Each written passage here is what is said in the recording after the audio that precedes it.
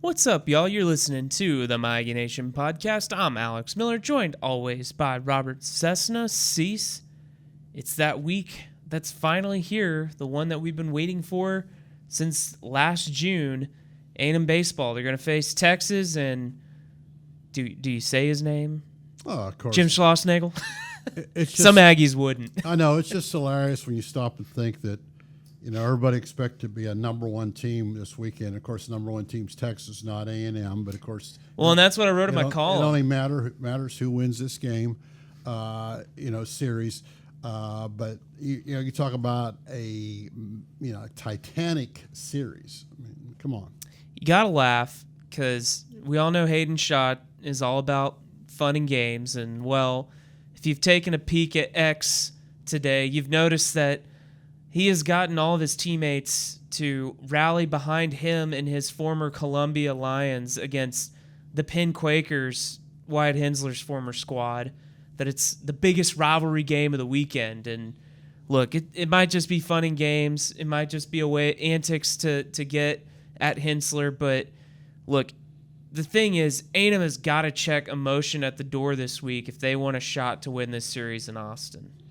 Well, I don't know if you can check your emotions in a series like this. It's how do you handle those emotions and use them to your advantage.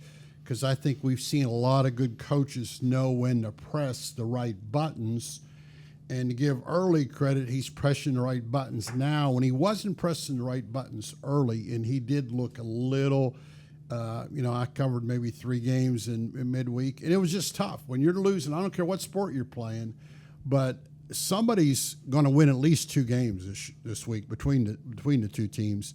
And that doesn't mean they couldn't meet again, possibly in the SEC tournament, or for that matter, the NCAA tournament. But a lot of people have been waiting for this, and there'll be a lot riding on every pitch. Well, Texas is coming in. They've got some injuries that are starting to pile up, especially on the mound. They got a couple guys hurt. Their strikeout leader, Jared Spencer, is probably not going to play this weekend, so they're going to have to shuffle up their rotation. My big question is, can A&M kind of take advantage of that and maybe exploit that? Texas has been a phenomenal pitching team this season. Mm-hmm. To no surprise, they've got Max Wiener, who did wonders with A&M's pitching staff last season. So can A&M's late surge continue, and can guys like Jace Lavalette or Bear Harrison, Caden Sorrell, Blake Bendrup, who hit 2 home runs in Tuesday's game, can they have some big games? A&M's had some big performances at the plate over at the Dish in recent years too. Yeah, and those injuries always that question mark, because we've seen A&M deal with them early, and they do factor in, and they do cause you to sputter here and there. But also it does give you an excuse in case you lose. Well, next time we'll have certain back. But, the motion, you always look for, first of all, your name guys. You expect Lavalette to go out and hit 2 or 3 home runs this week. And you expect Texas to have to walk him every time. But you also expect some unknown guy. And I wouldn't call Kent an unknown guy, but he's the kind of guy that can hit a grand slam. He just seems to be able to do that. So, and Schlesler or whatever, the guy, they have some people that have stepped up. So you expect your big guns, but who's going to get that hit that was like maybe 1 for 9, and all of a sudden he gets a 2-run double when you win? I'm looking for that guy. Well, if A&M can win this series, that'd be 4 in a row. And which would just be a remarkable feat considering where A&M came from. They'd still be under 500 if they went 2-0 or 2-1 this weekend in SEC play. They would have to sweep the Longhorns to get over 500 for the first time. Cease, if A&M can win the series this weekend, am I crazy to think that A&M might still have an outside shot to host a regional down the stretch of this season? I think it'd be a little bit outside. They play LSU then, which right on the bat, which helps. So you'd have two in a row. And then they get Georgia at the end. And they got Georgia. They got so much. Now, Georgia's also fallen down. So once again and then it all gets back to when you look at the SEC, a lot of people will look not to have an SEC team look. So once again it's not that A&M can climb up. They might climb up, but then SEC might not get that bid just because I think they started so far down in the pecking order Even if they take 2 out of 3 with Georgia's resume, still be better to get that. It's still possible, particularly if they sweep somebody. But you're going to get no credit for beating Missouri. So you look, they've got 3. What you can't do to Missouri is lose to them. Well, you have to sweep Missouri. Even one game you would lose Right. a lot. So you can't gain anything. So A&M's got 9 games left in reality and the tournament to get that seed. And a lot of people have them as moving up to number 2. That's fine. Well, you probably need to win 6 or 7 games to feel good. It's anything's possible, but suddenly you start so far behind. You're only 2 losses out of 3, taking a big step back. I know we don't make predictions normally on baseball games. You think A&M will take the series this weekend at Texas? What's your gut feel say? My gut feeling says, man, I don't see anybody sweeping. I just think there'll be too much emotions, too much riding on it. But I said this before, I wouldn't want to be the team that lost the first 2 games, because if you don't get a split, then I don't care if it's A&M or Texas, huge pressure on that 3rd game. And, so that's why it's a little bit like that doubleheader almost. The team that wins feels good. It's hard not to be real high Friday night, high on Saturday, while other teams saying, hey, we better take care of business. I think that's why the first game matters so much, because that's when the emotion is going to be at its apex, right? Those first probably 3 innings, the first time through the order, A&M has done a really good job lately of getting out to leads, and they did that against Arkansas a couple times. That really helped them, even though they had to battle back a little bit in the first and the 3rd game. But just being able to get even if it's just a run, like the 3rd game against Arkansas, Jace Lavalette hits a solo home run in the first inning. And to me, that changes the dynamic of the game. A&M's playing from ahead. They've got some confidence, and it showed as the game wore on.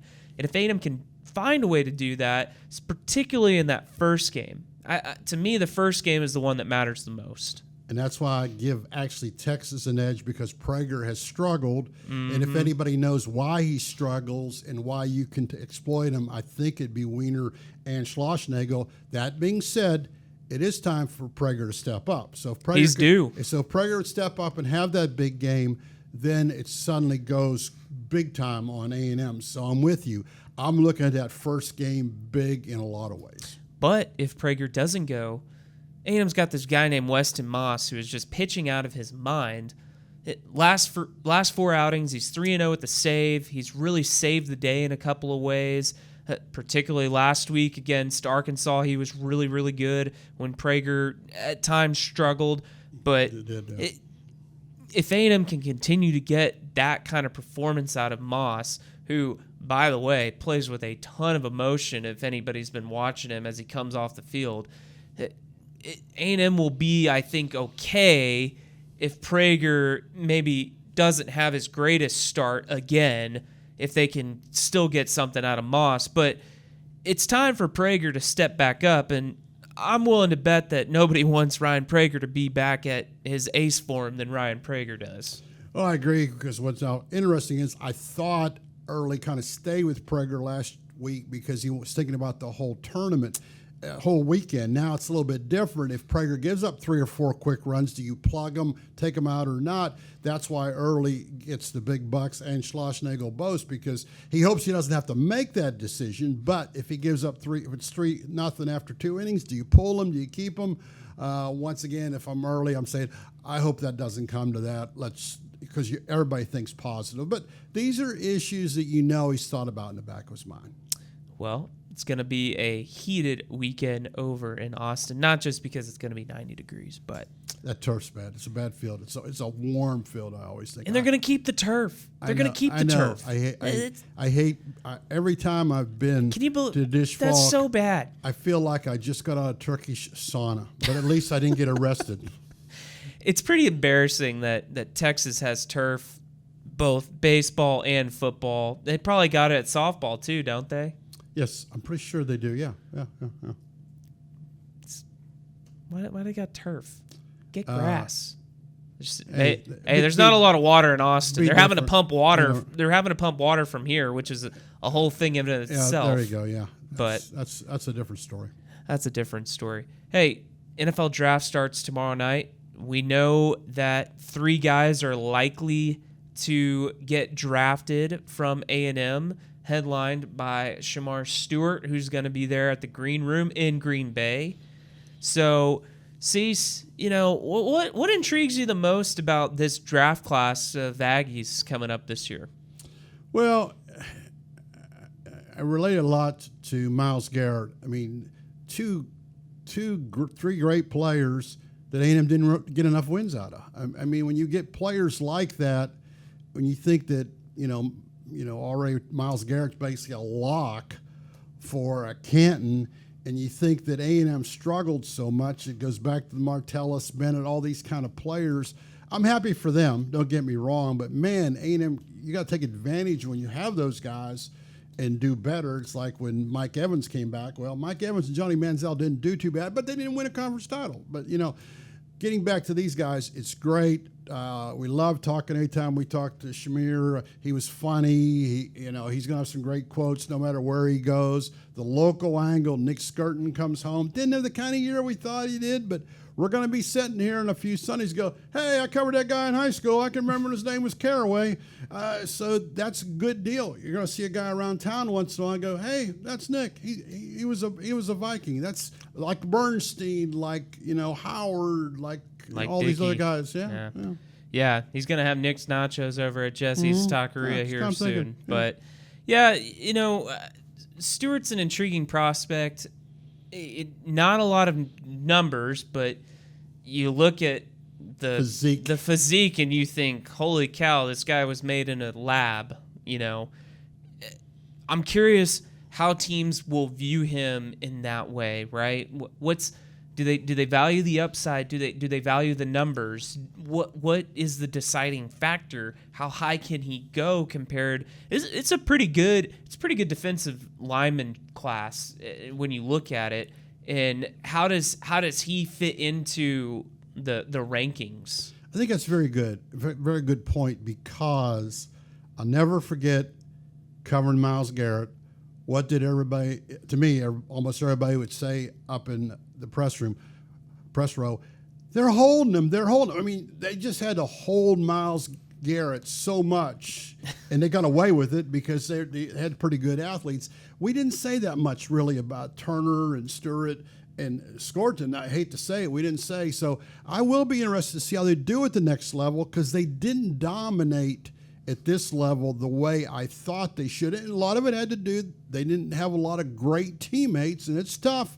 They're walking me. If they're walking you all the time, it's tough to hit it out of the park. Well, and we know with Stewart particularly, there were several instances that he over-pursued, and it really cost A&M. I think about the South Carolina game. Oh, yeah. And, what was it, the first third down, and he had Sellers just – the play was dead, and he gets away, and he gets a 20-yard gain, and we know how the rest of the game went. And that happened way too many times. Now, I will say, to the point about holding, it was a whole thing that A&M didn't get a holding call for like the last 8 games of the season, which is I understand a remarkable stat. I'm just saying, but we could see it all the time where Myles Garrett was held. It wasn't quite. It was very egregious when Myles was playing. Right. But you have the photos, and it's like jerseys out here. Wish the best for the guys, because we didn't do a lot with Turner, but look, all 3 were nice guys. They come in the interview room, not that everybody goes, what does that mean? So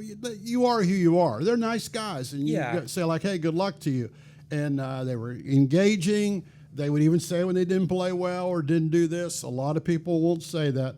So I wish them nothing but the best. Yeah. A couple other guys I got my eye on just to see, do they sneak into the draft? They'll probably get signed if not. Think about a guy like Jade Walker, who has – he's really quick. He's got good size, and he's really sold himself as a special teams player too, which doesn't hurt. In the NFL goes a long way. You need good gunners and guys that can get down and make a tackle. Colin Gillespie made a few years just by special teams, right? Nothing else. Shane Calhoun. He was a guy that we hardly even talked about him last year, and then all of a sudden he's at Pro Day putting up the greatest numbers known to man, thinking, holy smokes, where'd this guy come from? Did a team that was there, did they get a chance to pull him to the side and interview him? Was he able to impress him? Maybe he gets in 6th, 7th round. And then obviously a guy like Moose Muhammad, he's got NFL pedigree. He's got some really good highlight tape catches, but the whole body of work just wasn't there. But does a team take a chance on him because of his name and the highlight catches that he does have? I think I am a betting man. I think they're going to have to sign free agency and prove it, but we'll wait and see because there's a lot of guys like that across the country. I think B.J. May is another guy that will have a shot to play. You have a shot. What do you do with it? What do you do with it? Yeah. And for a lot of those guys, too, signing as an undrafted free agent is almost better than getting picked in the 7th round. You get to go where you want to go. You get to go where you want to go. It's a better fit. It's a better feel. You get to see your options. It's a good thing. So, hey, A&M softball, they are hosting a top 10 matchup at Davis Diamond this weekend against Arkansas Cease. Look, A&M, it was an ugly game against Missouri. They come back. They beat the snot out of Louisiana Lafayette, or Louisiana, whatever they're called now. Raging Cajuns. Raging Cajuns. And Emily Kennedy gets her golden ticket. What's the key to A&M's weekend coming up against the Razorbacks and how they can try and keep this mojo going? Well, they actually had, to me, 3 bad games in Missouri because they weren't themselves. You could see they just were out of sorts. So they need to get back to being A&M. That's easier said than done. They like to put a lot of pressure on offense. They play good defense, which a lot of teams don't do. Obviously, they're pretty deep pitching staff. Arkansas has played well. You're not gonna just shut them out. You're not gonna have a lot of 5-1, 5-0 games. A&M needs to win some 7-2 games, some 7-3 games. And it reached a point in the season where everybody looked up and go, oh, man, A&M could be a top 8 seed. They could be here for regionals and super regionals. That's true. There's about 15 teams that could say that. So now it's time to take care of business. A&M has done a lot of work in 2 months and 46 games. Now it's payoff time. They need to take 2 out of 3 from Arkansas and then go to Tennessee. It'd be great to win 2 out of 3, but at least go win 1. You're playing a pair of top 8, top 9 teams. You split with them. That's nothing to be ashamed about. You want to win them, of course. Just don't lay an egg. You did so much to this point, and ULala was a good feel story, but now do it against a team that's looking at your expense, and it's tough. I say anytime you haven't been number 1, I laughed. Tennessee goes to number 1 in 2 polls. They play Clemson last night. They lose 4-3. Give up 4 unearned runs. Do you think they felt a little pressure over there in Knoxville? Yeah, probably. And it's all about handling pressure. That's why I'm so bad on radio. I just do what I want to. It's no pressure. I'm just making mistakes and moving on. You think A&M still got a chance to get the number 1 seed? Yes, but they have to win those games, and that's why I think it'll be tough to go to Tennessee and win 2 out of 3 because Tennessee might have to win to supplement that, to cement themselves as a top 8 seed. So right now, Pickens is probably the best pitcher in the conference. So trying to beat her 2 times might be tough, but once again, it's good. It's good tests. These are all mini super regionals, and A&M's home. A&M has played awful well at home since losing 2 out of 3 to Florida. So definitely home field. You talk about why you might give Texas baseball. The playing at home does matter in the diamond sports. In every sport it does. Especially softball. But especially softball. You're condensed. Everybody's on top of you. All of a sudden, you feel that pressure. Well, and to A&M fans' credit, they have really made Davis Diamond a home field advantage this season. I mean, the series against LSU, the crowd, I wasn't even there, but just watching the games when I could, seeing the highlights, it just seemed like the crowd willed the Aggies to victory a couple times. And it sounds like it's going to be another sold-out weekend. And got in LSU's head. You could tell a little bit. It's supposed to be sold out. A&M's not in town baseball, which is good and bad. Now it's easy to park. You don't have to pay $5 or $10, depending if they've got some kind of presidential debate over there or something. But parking won't be a problem. And like you said, Alex, you're right on top of the action. And A&M's got players. Coco Woolley, Kennedy Powell, they play to the crowd. They really do. And then you've got Miss Business like Emily Kennedy. She goes out there with that stern look. And so they've got their following. And if you win, it's amazing. We see the tennis team has its following, whatever. When you win, you get a following. That you do. A guy who is building a following here in Aggieland right now is Bucky McMillan. One phone call at a time. Hey, he's building a roster. They've got more than 5 guys now. Last week's episode, A&M did not have 5 guys to field a team yet. They've got 5 now. Still got some work to do. I think there's 7 guys on the roster now. I think it was McDermott. They got the high school kid, and they've got 5 transfers in. Look, I'm not saying A&M's going to make the Final Four, but with the way the roster is starting to shape up, I definitely think that A&M should contend to make the NCAA tournament next year. And I don't think that's an outlandish thing to think. You might. I don't know. Yeah, I'm kind of like, I like how the basketball community has engulfed him, and the people in general in Bryan College Station and Aggies have engulfed him. He's very personable, hard to win games with a personality in your first year if you don't have enough talent. He might only win 4 or 5 conference games this year, maybe not even that, but you can tell this guy, I hate to say it is, I'll equate a little bit. I always remember when Jim Schlossnagel said every day he wanted to get a little closer to Omaha.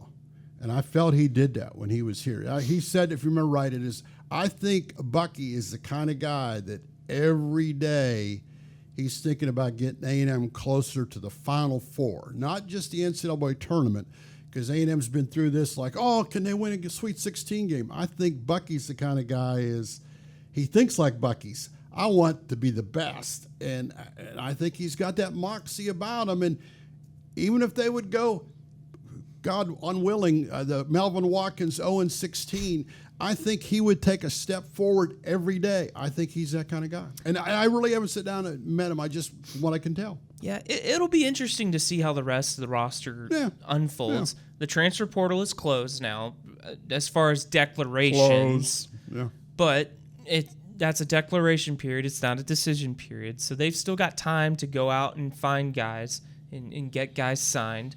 So yeah, I'm curious how the rest of this roster shapes up because, I think a very positive thing that could happen for A&M men's basketball next season is simply just make the NCAA tournament. If they could do that in year amazing. 1, he would knock it out of the park and really build on the good things that Buzz Williams had done for this program and gotten them back to the tournament on a consistent basis. Yeah, 3 years in a row, I guess that is consistent. It is consistent. It is consistent. For A&M standards, it is. I just don't. I believe A&M's not going to drop off the face of the earth. No. In the 1 year, even if they don't have success, because what I'm saying is he's looking at the big picture. He's not looking to go to Kansas or Maryland or Texas. He's happy. He's going to go to the Buc-ee's in Madisonville and get something done. So, I mean, he's got his priorities, and I think he's going to make a lot of friends. Well, on the flip side, A&M women's basketball is still trying to build a roster. It's been a little tough sledding. Cease, what have you kind of made of the work that A&M's had to do on that side? Well, man, I just think there's more questions than answers. I want to know how, these days, how much NIL money you getting. They signed a girl from Auburn, Duhon. Now she's gone back. They signed a girl from St. Peter's yesterday that appears maybe the best signee so far. Definitely an SEC type top 5 or 6 player, which is what you want to get, 5 or 6 of those players. So, but right now I think her roster's sitting at 4. I mean, you think about it. She's been here. Her roster is not as deep as Bucky's, but of course she wants a little more quality. She realizes, Joni realized she needs to win. This is her 3rd year, so she's probably weighing all her options, see how much money she can spend here and there, but not a lot of buzz right now, and that's not a good thing because you want the buzz because you look at all the programs, whether it's women's tennis, whether we're talking about Bucky basketball, softball. There's a lot of buzz. Track. Pat Henry's off to a good start. Not a lot of buzz about Joni, so I feel for Joni. But you're only 2 or 3 signees away from going in and opening up the beverage of your choice and say, I think we can compete. I think we can do so. Joni needs to get to that point, and she doesn't have enough players right now. Well, Cease, I think we've covered most of our base. Did we miss anything? I think we touched all 4 bases. We might have touched home a couple times. All right. Well, the Aggies are definitely going to try and do that this weekend against whether it's the Longhorns or the Razorbacks. We'll be there all weekend, both at Davis Diamond and at Dish Falk Field, suffering in the presence of the really hot turf field. At least I don't have to be down there too much. I'll be in Davis Diamond after all those years in the old Aggie softball complex. There is a God. Thank you. That'll do it for this week's episode of the My Aggie Nation podcast. We'll see you next week.